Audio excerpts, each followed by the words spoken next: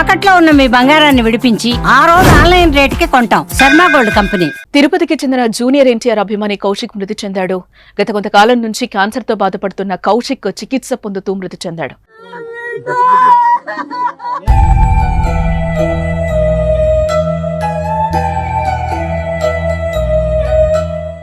అయితే గతంలో Kaushik video call చేసిన జూనియర్ ఎన్టీఆర్ కౌశిక్ ధైర్యం చెప్పాడు.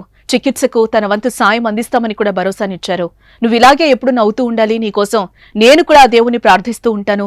మేమంతా కూడా నువ్వు బాగుండాలి అని కోరుకుంటున్నాం. వీలు చూసుకుని నేను ఖచ్చితంగా కలుస్తాను. నువ్వు పూర్తిగా కోలుకో, కలిసి ఇద్దరం దేవరా చూద్దామని తెలిపాడు తారక్. అలాగే కౌశిక్ తల్లితో కూడా మాట్లాడి ధైర్యం చెప్పారు ఎన్టీఆర్. నవ్వుతుంటే చాలా బాగుంది. అలాగే ఆ నవ్వును అలాగే కొనసాగించాను. నవ్వుతూనే ఉంటాను ధైర్యంగా. నేను కూడా దేవుని ప్రార్థిస్తాను. మా ఫ్యామిలీ మొత్తం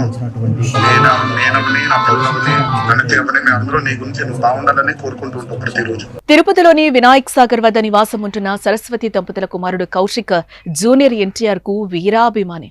డిగ్రీ 2వ సంవత్సరం తిరుపతిలోని ఎమరాల్డ్స్ కళాశాలలో చదువుతున్నాడు. అకస్మాత్తుగా జ్వరం పీడితుడయ్యాడు. నెలపాటు ఎన్నో ఆసుపత్రులు అమ్మ సరస్వతి, నాన్న తిరిగిన సాధారణ జ్వరమే అని వైద్యులు తెలిపారు. అయితే అప్పట్లో స్థానిక రుయా ఆసుపత్రిలో 5 రోజుల పాటు అడ్మిట్ చేశారు. డాక్టర్లు 5 రోజుల పరీక్షల అనంతరం ప్రాణాంతక వ్యాధి వచ్చినట్లుగా గుర్తించారు.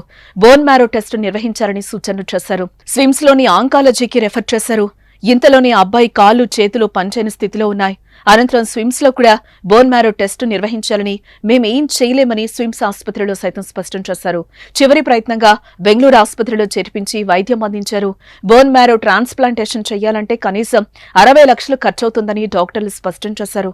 అంత డబ్బు పెట్టి బతికించే స్తోమత మాకు లేదని, అయితే మా కొడుకు చివరి కోరిక దేవరా సినిమా చూడాలని కోరుతున్నాడని, సినిమా విడుదలయ్యేంత వరకు తన కొడుకును కాపాడేందుకు దాతలు ముందుకు రావాలని కౌశిక్ తల్లి సరస్వతి అప్పట్లో కన్నీటి పర్యంతమయ్యారు.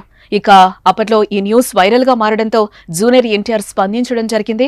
ఆసుపత్రిలో చికిత్స పొందుతున్న కౌశిక్ తో మాట్లాడి ధైర్యం చెప్పారు ఎన్టీఆర్. ఇలా అప్పటి నుంచి ఓ ఆసుపత్రిలో చికిత్స పొందుతున్న కౌశిక్ క్యాన్సర్ తో పోరాడలేక మృతి చెందాడు.